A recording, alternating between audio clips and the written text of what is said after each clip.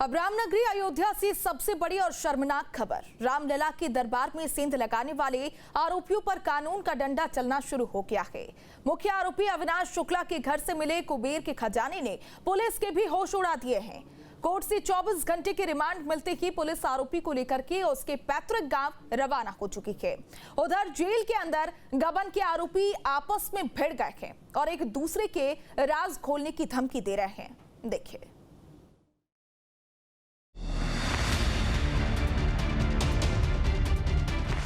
आस्था के सबसे बड़े केंद्र में महापाप करने वाले इस चेहरे को गौर से देख लीजिए। यह है अविनाश शुक्ला। राम मंदिर से चढ़ावा चोरी करने के मामले में नामजद 8 आरोपियों में सबसे शातिर। अयोध्या पुलिस ने विशेष कोर्ट से अविनाश की 24 घंटे की पुलिस रिमांड हासिल कर ली। कस्टडी में लेते हुए पुलिस सबसे पहले उसे पुलिस लाइन स्थित अस्पताल लेकर गई, जहां मेडिकल के बाद पूछताछ का दौर शुरू हुआ। दान चोरी मामले के एक मुख्य आरोपी अविनाश शुक्ला को इस वक्त अयोध्या के पुलिस लाइन में लाया गया है मेडिकल चेकअप के लिए, क्योंकि बताया जा रहा है कि यहाँ से अविनाश शुक्ला को सीधे जो पुलिस है वो प्रतापगढ़ के कुंडा लेकर जाएगी, जहाँ पर अविनाश शुक्ला का पैतृक आवास है, जहाँ का अविनाश शुक्ला रहने वाला है। चूँकि वो यहाँ पर किराए के मकान में रहा करता था। अविनाश शुक्ला पर आरोप ये है कि जब एसआईटी की जाँच शुरू हुई और जब पुलिस ने छापेमारी शुरू की तो सबसे ज़्यादा जो चोरी की रकम थी इसी के पास से बरामद हुई। चूँकि इसके ऊपर शक ये भी है कि जो कुछ आभूषणों के गायब होने की बात सामने आ रही है, तो शक ये है कि उसमें भी इसका हाथ हो सकता है। अब पुलिस की स्पेशल टीम अविनाश को लेकर सीधे उसके पैतृक निवास प्रतापगढ़ के बाबूपुर नरियावा गांव पहुंच चुकी है। अविनाश शुक्ला पर यह शिकंजा यूं ही नहीं कसा है।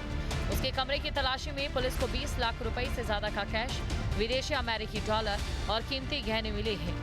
हद तो तब हो गई जब सोशल मीडिया पर उसके भाई का नोटों की गड्डियों के साथ वीडियो वायरल हो गया। अब पुलिस अविनाश के भाइयों के लिए बन रहे आलीशान घरों की भी जांच कर रही है कि आखिर इतने कम समय में इनके पास इतना पैसा कहां से आया।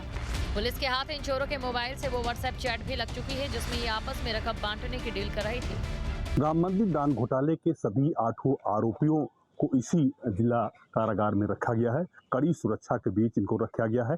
सबको, जितने भी आरोपी हैं, सबको अलग अलग बैरक में रखा गया है। सीसीटीवी से इनकी निगरानी की जा रही है। लेकिन आपको हम बता दें कि इनको अलग अलग बैरक में क्यों रखा गया है। जो हमारे सूत्र बताते हैं कि जब ये 8 आपस में थे तो आपस में ही झगड़ रहे थे और एक दूसरे का राज उगलने की बात कर रहे थे। उसके बाद से जब जेल प्रशासन ने देखा कि एक दूसरे झगड़ा कर रहे हैं और राज उगलने की बात कर रहे हैं, उसके बाद जेल प्रशासन ने सबके बैरक अलग अलग कर दिए और अब केवल 1 घंटे के लिए ही उनको बाहर निकाला जाए। कुल मिला के पूरी निगरानी इनकी सीसीटीवी से हो रही है। जिस तरह से 8 आरोपी जेल में बंद हैं, एक दूसरे से झगड़ रहे हैं, लड़ रहे हैं और एक दूसरे का राज उगलने की बात कर रहे हैं। इसके बाद जेल प्रशासन ने कड़ाई से इनके पेश आए। और इधर बाहर पुलिस से कार्रवाई चल रही थी तो उधर जेल के अंदर इस महापाप के आरोपी आपस में ही भिड़ गए। दान के पैसे को डकाने वाले ये पापी अब जेल में एक दूसरे का सिर फोड़ने पर उतारू हैं। जेल के अंदर इनके बीच जमकर मारपीट हुई और इन्होंने एक दूसरे का राज खोलने की धमकियां दी। इस बवाल के बाद जेल प्रशासन ने कड़ा रुख अपनाया।